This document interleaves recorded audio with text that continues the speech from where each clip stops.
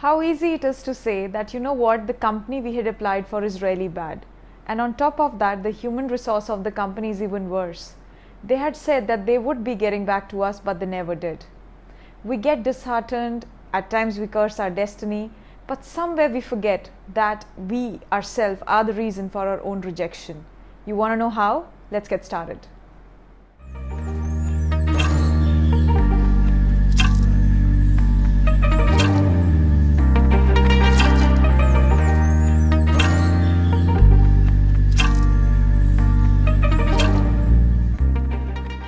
Once again, welcome back to the Sing Soul. We often decide what we are going to wear for an interview. We also research a little about the organization, and at times we also draw a thin line about wherein we will negotiate about the salary. But somewhere we miss out on the 40% of the chance which we will make to get shortlisted. A victim of often cut, copy and paste. Yes, by now I'm sure you all must have understood what I'm going to talk about, the resume. Through Sing Soul, we will be discussing about few construction materials that are a mandate to have a lovely resume. A resume that will shine, a resume that will get shortlisted, and a resume which can be used for national and international job applications. So without any further delay, let's get started. Please subscribe to my channel if you're new here, and also hit the bell icon so that you do not miss on the latest informations and the videos we keep posting. For a single position, we generally receive hundreds of resumes, and thanks to COVID. Post-COVID, the number of receiving the resumes will almost doubled or maybe tripled. How to get your resume shortlisted for that one position? How to make recruiters really get attracted to your resume so that you can be picked up out of that A4 sheet bundle or maybe the mailbox. To know better, let's get started. Before I take you to the construction materials of the resume, let me clear on the confusion that whether it's a CV or it's a resume. So CV is curriculum vitae, which means the entire history of your life. And resume means in nutshell your job experience or maybe in nutshell your professional life. So always use the word resume and understand it's not resume, it's resume. If I talk about your CV, that is the curriculum vitae, it basically includes your identities, who you are, where you're from, your Aadhaar card number, your passport number, and a lot of that. For making it really short and convenient for the employees, every company has started HRMIS, which means Human Resources Information System. So that is given to you at the time of your joining, which you generally fill, and that becomes your employee file. While I'm talking about a resume, that simply talks about your professional life, your professional growth, and your professional career from where did you started until where have you reached. So now I'm going to take you to my computer screen. Do not miss on any step. Let's construct your resume together. So firstly comes the photograph. Understand that it shouldn't be a selfie. You should have a very professional photograph, and your photograph should always be colored. Please make sure that the background of your picture is plain and you should be formally dressed. For boys, have a very conservative hairstyle and if possible shave yourself or nicely trim your beard when you're clicking a picture for the resume. And for the ladies, always assure that you are tying your hair, and if your hair are short, they should be nicely, neatly maintained.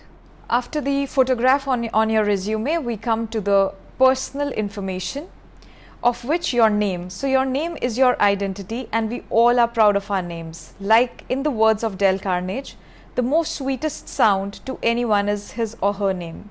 So while writing your name, please assure that the first letter of your name is a capital one. And if you hold a middle name as well as your surname, all the initials of your name should be in capital. Do not miss out on the spellings and do not miss out on the middle name. Also, always mention and highlight what kind of professional you are. Here in the resume, as an example, I've used sales professional. So if you're a sales professional or maybe a caterer or maybe a human resource professional, you can always mention that. After that, coming to your contact information, which generally has your phone number. So generally, after having n number of mobile networks, ample of people have a calling number and a WhatsApp number. However, in your resume, please mention only one number, a number on which you have your WhatsApp as well as the calling facility. It often happens that the company may call you to ask you to join either on a video call or maybe send you the location. So the WhatsApp should be working on that very number so that you do not miss out on the meeting link or maybe the location that has been shared with you. While mentioning your phone number, you can use the icons like I have mentioned here, and while you write your contact number, always use the country code and split your number into digits of 5. Do not mention your number in one go, so it has to be split in a digit of 5 each. Coming to the next, and that is your email ID. Always assure that your email ID is written clearly. There are no spaces until and unless there are in the email ID. And it's yet another important channel for communication wherein the companies write to you directly over the emails. Also, once you've mentioned the email ID, please assure that you check it often, rather daily, so that if there is any update, you do not miss out on that. Do not forget to mention your LinkedIn if you have a LinkedIn account, because LinkedIn is one of the leading professional forums. So always mention your LinkedIn account, and you can use the icons as well to mention it here. Coming to the address is again very important for any kind of postal communication. It also tells which area do you come from. So mention your address really clearly, and do not forget to mention the PIN code in your address.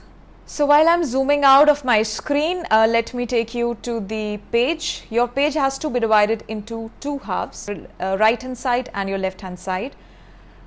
Please try that your resume should be a single pager, because this way it becomes more crisp, more accessible, easy to go through, and all the informations are right there at one glance.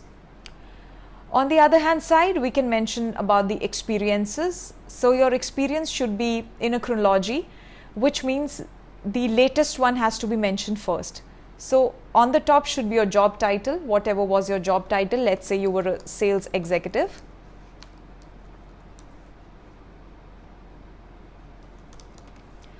Your job position, you were working as a senior sales profile, and the company you were working for. So let's say it was ABS company, and the time period comes here. For the next chronology, let's say then after you'd worked with some other company, so likewise you can mention your job title here, your job position here, and the name of the company right here.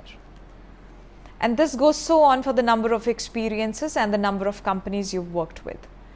This makes it really easy for the recruiter to understand where you were working, what was your time period throughout, and for how long you were working there, what was your job title there, and what was your job description there. After your experiences, you have to mention about your educational qualification, in which we have an example here.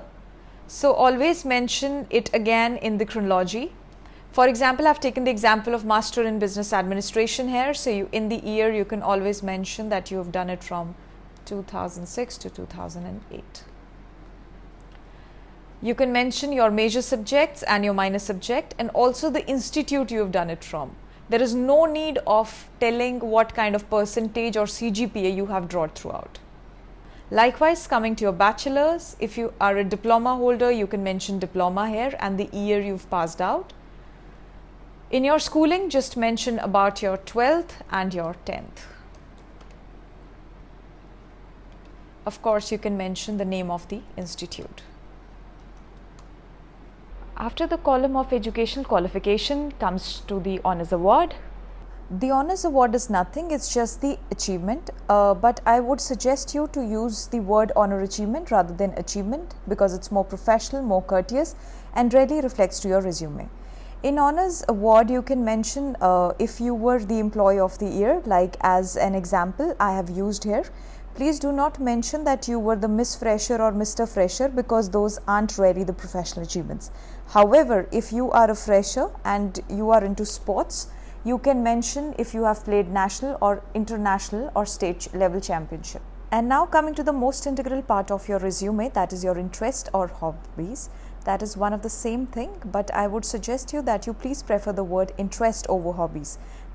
This particular column can actually lead you to many other questions during the interview, for which I have made an elaborated video.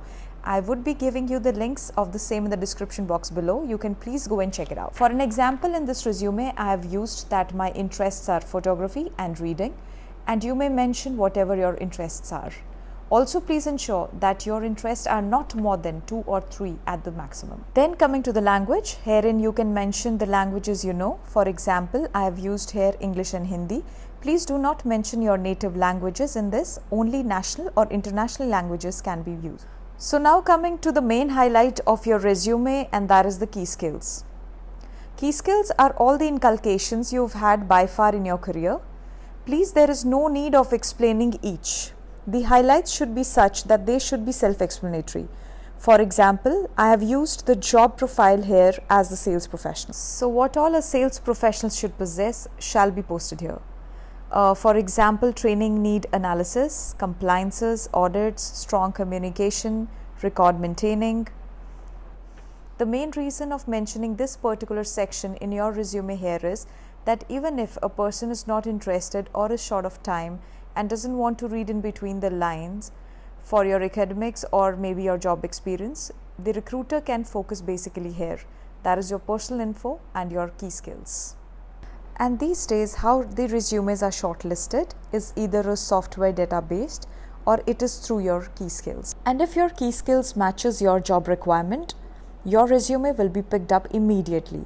So please assure whenever you're writing the key skill, this becomes a very strong and important aspect of your resume. And lastly, do not forget to mention your name underneath. Again, your name should start with a capital letter.